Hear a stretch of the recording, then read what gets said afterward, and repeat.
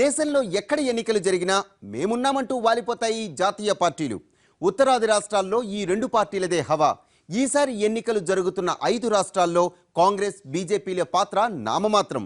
పశ్చిమ బెంగాల్, తమిళనాడుల్లో ఆ పార్టీలది అస్తిత్వ పోరాటమే. పాండిచ్చేరిలో ఈ పార్టీల ఉనికి కూడా లేదు. కేరళ, అసోంలో జాతీయ పార్టీలు బరిలో ఉన్న ప్రాంతీయ పార్టీల మీద ఆధారపడక తప్పని పరిస్థితి. అయినప్పటికీ ఈసారి 5 రాష్ట్రాల ఎన్నికల్ని తేలిగ్గా వదలకూడదని భావిస్తున్నాయి జాతీయ పార్టీలు. సార్వత్రిక ఎన్నికలతో మొదలుపెట్టిన జైత్రయాత్రను ఏడాది పొడవునా కొనసాగించింది బీజేపీ. గత ఏడాది ప్రథమార్థంలో జరిగిన ఢిల్లీ అసెంబ్లీ ఎన్నికలు కమలనాథుల కథనోత్సాహానికి బ్రేక్ వేశాయి. ఆ తర్వాత బీహార్ ఎన్నికల్లో పార్టీ వైభవం కొడిగట్టింది. ఢిల్లీ ఎన్నికల్ని తేలిగ్గా తీసుకున్నా బీహార్లో పార్టీ పరాజయంపై మండిపడ్డారు బీజేపీ సీనియర్లు. ఓటమికి మోడీ, అమిత్ షా బాధ్యత వహించాలని బహిరంగంగానే డిమాండ్ చేశారు. సీనియర్ల తిరుగుబాటుతో మొదట ఆత్మరక్షణలో పడ్డ మోడీ వర్గం ఎదురుదాడితో ఎలాగోలా బయటపడింది. పార్టీలో మోడీ ప్రతిష్ఠ తగ్గుతూ ఉండటం, అమిత్ షాకు ఎదురుగాలి మొదలు కావడంతో 5 రాష్ట్రాల్లో సత్తా చూపించాలనే ఆలోచనలో ఉంది బీజేపీ నాయకత్వం. అందువల్ల ఈ రాష్ట్రాల అసెంబ్లీ ఎన్నికలే ప్రత్యక్షంగా దేశ రాజకీయాలను నిర్వచించవు. అయితే ఒకవేళ ఈ ఎన్నికల్లో గనక బీజేపీ ఆశించిన స్థాయిలో ఫలితాలు రాకపోతే, అంటే అస్సాంలో గెలవకపోతే, కేరళ, బెంగాల్లో తన ఓటింగ్ను మెరుగుపరుచుకుని కొన్ని విజయాలైనా సాధించలేకపోతే బీజేపీ వ్యతిరేక రాజకీయ శక్తులకు ఒక బలం మాత్రం, నైతిక బలం పెరుగుతుంది, రాజకీయ సమీకరణలు పెరుగుతాయి.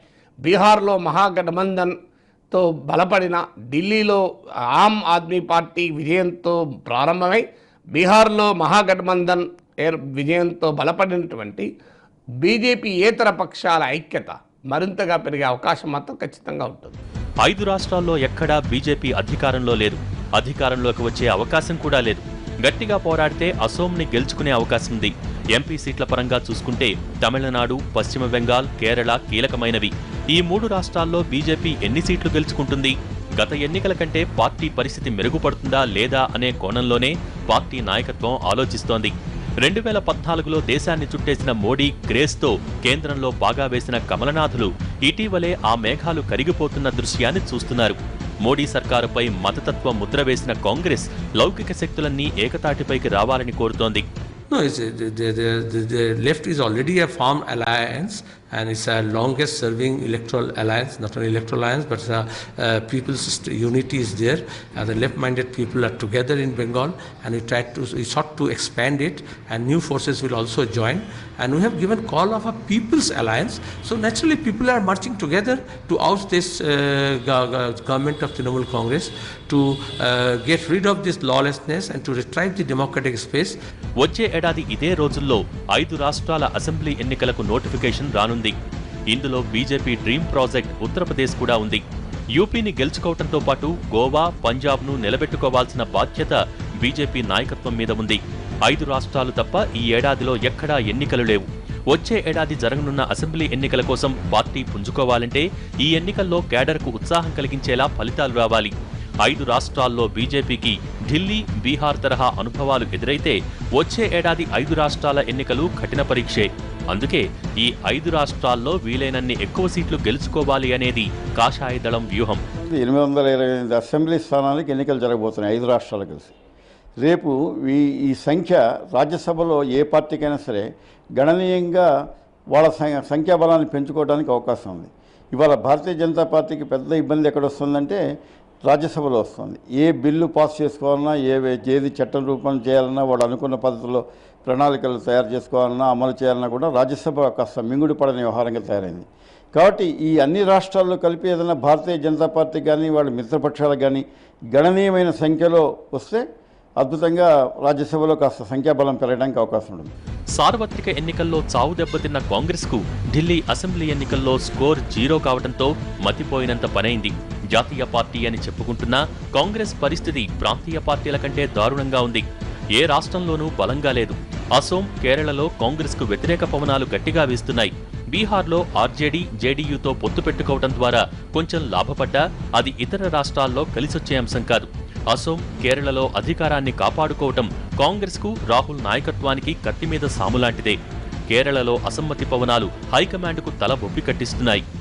దాదాపుగా వామపక్షాల కంచుకోటలను బద్దలు కొట్టి, అభేద్యమైనటువంటి వామపక్ష కంచుకోటను బద్దలు కొట్టి అధికారంలోకి వచ్చినటువంటి మమతా దీది, అట్లాగే తృణమూల్ కాంగ్రెస్తో కలిసి పనిచేసినటువంటి కాంగ్రెస్ పార్టీ, ఈ రెండు కూడా భారీగానే లాభపడ్డాయి.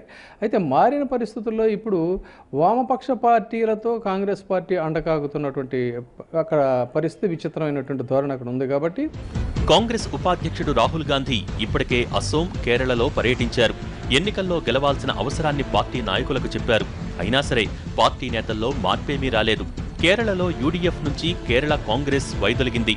అసోం, కేరళలో పార్టీ గెలిచినా, చెప్పుకోదగ్గ సీట్లు సాధించినా అది స్థానిక నేతల సత్తా వల్లే తప్ప హైకమాండ్ ప్రభావం ఏమీ ఉండదనేది వాస్తవం. ఈ ఏడాది రాహుల్ గాంధీని పార్టీ అధ్యక్షుని చేయాలని కాంగ్రెస్ సీనియర్లు గట్టిగా పట్టుబడుతున్నారు.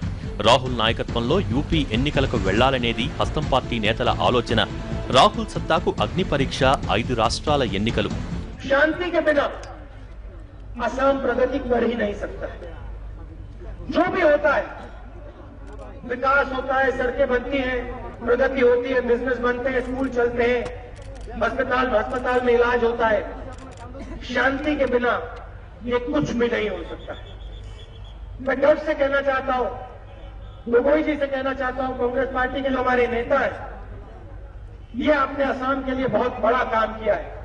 3 దశాబ్దాలు బలమైన కంచుకోటగా ఉన్న వెస్ట్ బెంగాల్ను దక్కించుకోవాలని ఉవ్విళ్లూరుతోంది లెఫ్ట్ కూటమి.